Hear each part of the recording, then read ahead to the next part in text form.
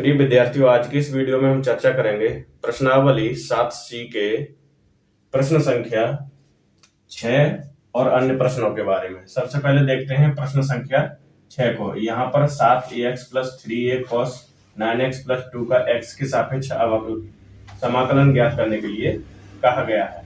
तो यहाँ पर हम समाकलन कैसे ज्ञात करेंगे? ये हमारा फलन दिया हुआ है, इसका हमको x के सापेक्ष समाकलन करना है। तो ये देखिए क्या करेंगे, यहाँ पर लिखेंगे f(x) dx इक्वल, यहाँ पर समाकलन का साइन लगा लेंगे 7x plus 3a cos 9x plus 2 dx, इस तरह से लिख लेंगे, कर देंगे। तो इसका करेंगे तो e⁻x dx प्लस 3 कॉमन ले लीजिए, 3a कॉमन ले लिया, यहाँ हो जाएगा cos 9x प्लस 2 dx।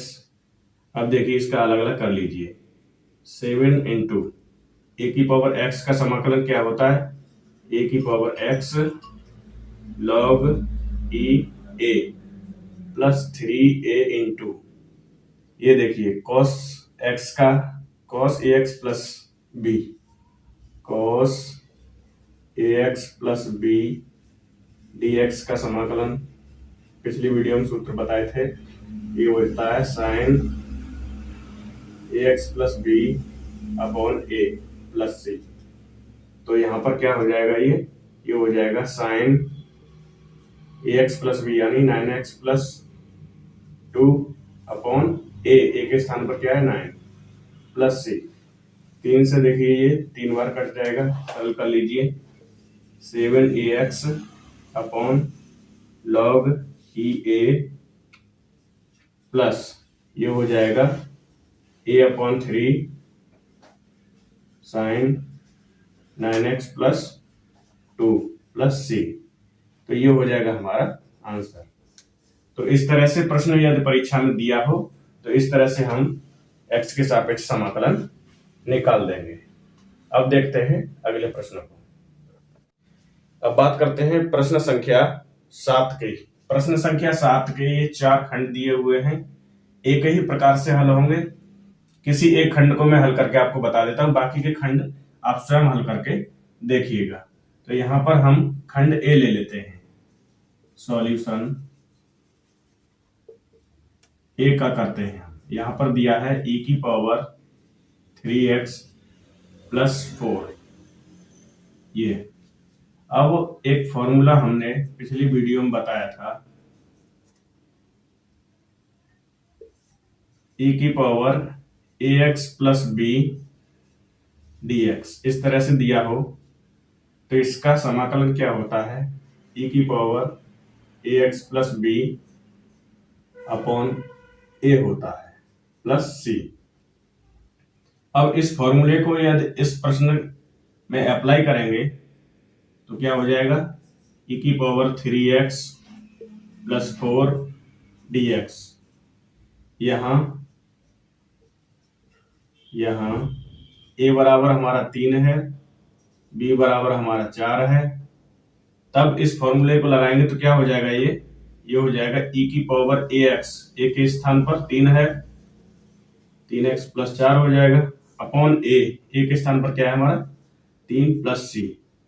तो ये हमारा आंसर हो जाएगा 3x plus 4 dx equal 1/3 e⁻3x plus 4 plus c। तो इस फॉर्मूले के आधार पर हम इस तरह के प्रश्नों को हल कर सकते हैं। बाकी के 3 खंडों को आप स्वयं हल करके देखिएगा। अब मैं इसी खंड को दूसरे तरीके से भी प्रतिस्थापन विधि द्वारा हल करके और बता देता हूं। प्रिय विद्यार्थियों, अब इस प्रश्न को हम प्रतिस्थापन द्वारा समाकलन कैसे करते हैं ये देखेंगे। इस प्रश्न का प्रतिस्थापन द्वारा समाकलन हम करना सीखेंगे। तो सबसे पहले क्या करेंगे कि इसके बराबर 3x प्लस 4 के बराबर हम t मान लेंगे। तो यहां करेंगे माना 3x प्लस 4 इक्वल t। दोनों पक्षों का क्या करते हैं, अवकलन। तो ये हो जाएगा 3dx इक्वल dt, क्योंकि 4 का शून्य हो जाएगा। यहां से dx का मान निकालेंगे तो dt अपॉन 3 हो जाएगा। अब t बराबर 3x प्लस 4 के इक्वल t और dx इक्वल dt बाई 2 इसमें रख देंगे। ये हो जाएगा 3x प्लस 4 dx इक्वल, ये देखिए t की पावर क्या हो जाएगा t इंटू dx के स्थान पर क्या रखेंगे dt बाई 3। अब देखिए 1/3 यहां पर बाहर ले लीजिए, क्या बचेगा e की पावर t dt। अब e की पावर x का फॉर्मूला क्या पढ़ा था हमने, e की पावर x का समाकलन हमने पढ़ा था e की पावर x ही होता है। तो इसको यहां पर फॉलो करेंगे तो ये हो जाएगा 1/3 e की पावर t प्लस c। अब देखिए 1/3 e की पावर t का स्थान यहां पर क्या रखेंगे 3x प्लस 4 रख देंगे दोबारा से प्लस c। तो ये हो जाएगा हमारा आंसर, ये हो जाएगा हमारा आंसर हो जाएगा। इसको 1/3 e की power 3x plus 4 plus c इस तरह से लिख सकते हैं।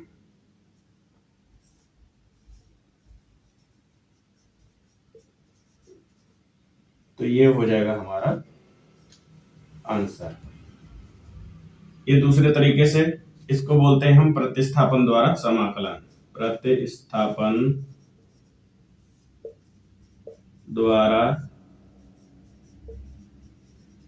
समाकलन। अब बात करते हैं प्रश्न संख्या 8 के। प्रश्न संख्या 8 में 4 खंड दिए हुए हैं। ए, बी और डी खंड बिल्कुल एक ही तरीके से हल होंगे। यहां पर मैं डी खंड को हल करके बता देता हूं, बाकी के खंडों को आप हल करके देखिएगा। यहां पर डी खंड को मैं हल करके बता देता हूं। यहां पर दिया हुआ है 1/3 माइनस x²/4, ये रूट में दिया हुआ है। अब इसका हमको समाकलन निकालना है। तो सबसे पहले एक फॉर्मूला पढ़ा था हमने, पिछली वीडियो में बताया था 1/√a² minus x² dx equal, ये होता है sine inverse x/a plus c। तो ये फॉर्मूला की कंडीशन यहाँ पर बन रही है, तो इसको सरल कर लीजिए। तो यहां पर क्या करेंगे, तो यहां करेंगे 1/, इसको हम a² कैसे लिख सकते हैं, √3 का होल स्क्वायर कर दें तो 3 के बराबर रहेगा, और इसको हम x/2 का होल स्क्वायर कर लें, a² माइनस b² की कंडीशन बन गई। अब यहां पर क्या करेंगे, माना x/2 इक्वल t, तो इसका जब करेंगे तो 1/2 dx इक्वल dt। जब dx का मान निकालेंगे, dx का मान निकालेंगे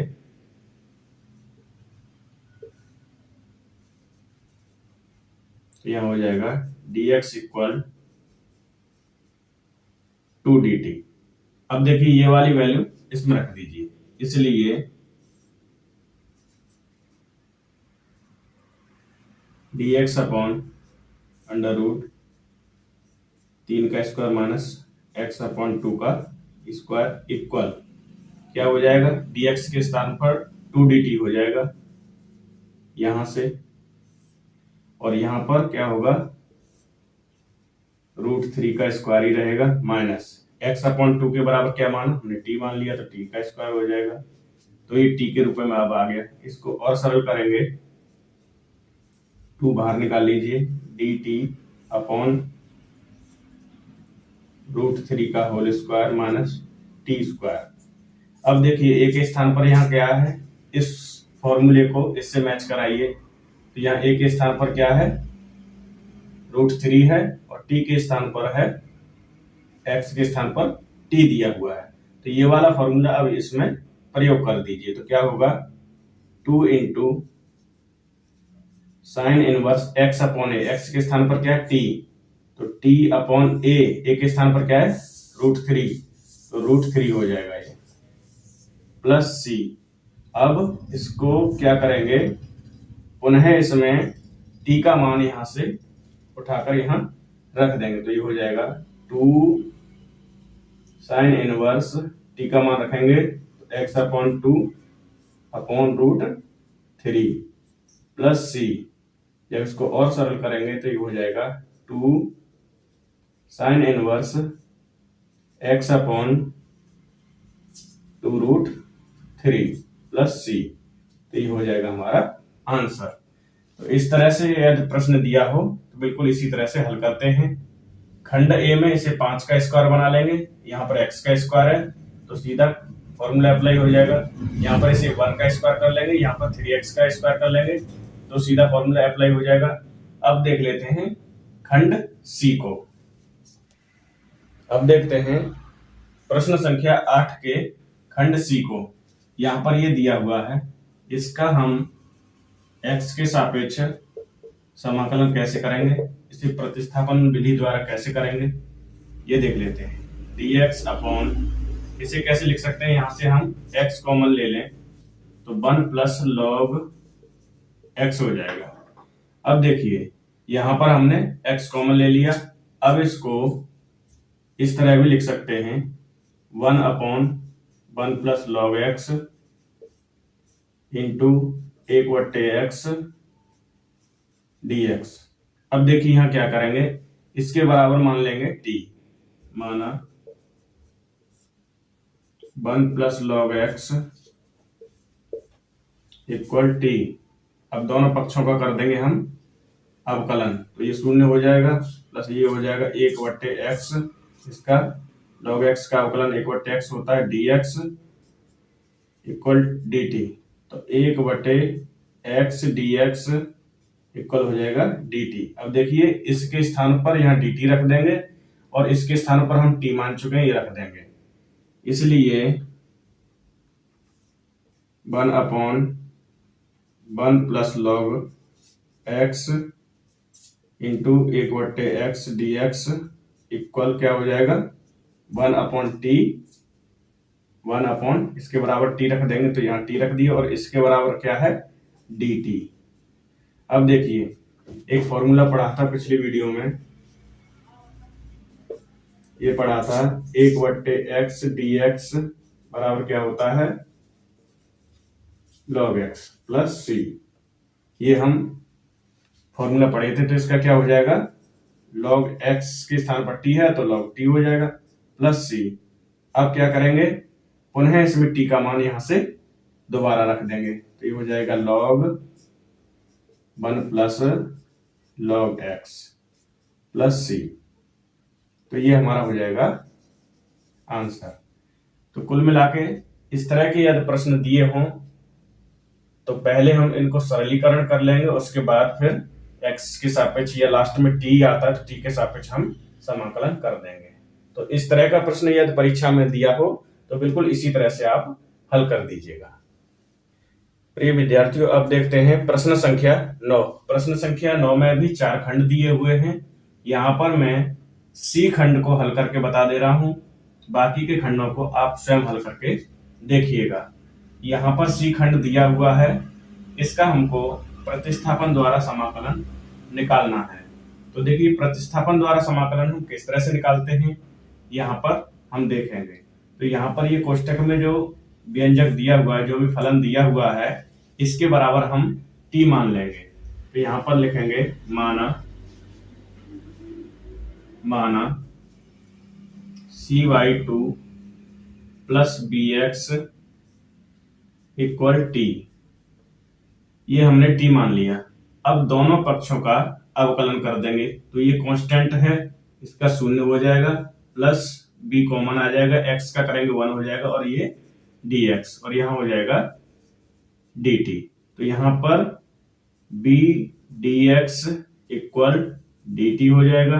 जब dx का मान निकालेंगे तो ये हो जाएगा dt अपॉन b। dx का मान हम इसलिए निकालते हैं क्योंकि यहाँ पर dx का मान रखने की हमको जरूरत पड़ेगी। इसके बराबर तो हमने t मान ही लिया है। अब cy2 plus bx equal t और dx equal dt by b दिए गए प्रश्न में रखने पर क्या दिया हुआ है, 1 अपॉन cy2 प्लस bx की पावर 3 dx इक्वल, अब देखिए रख दीजिए तो यहां पर क्या हो जाएगा 1 अपॉन टी की क्यूब हो जाएगी इंटू यहां हो जाएगा dx के स्थान पर dt अपॉन b। अब देखिए इसको और सरल कर लें तो इसको लिख सकते हैं, इसको ऊपर ले जाइए तो यहां हो जाएगा माइनस का 3 और 1 बाई बी ये हम बाहर निकालेंगे, ये हो जाएगा dt। अब ये कौन सी कंडीशन बन रही है, एक फॉर्मूला शुरुआत की वीडियो में आपने पढ़ा था x की पावर n dx का फॉर्मूला क्या होता था, x की power n plus 1 upon n plus 1 plus c।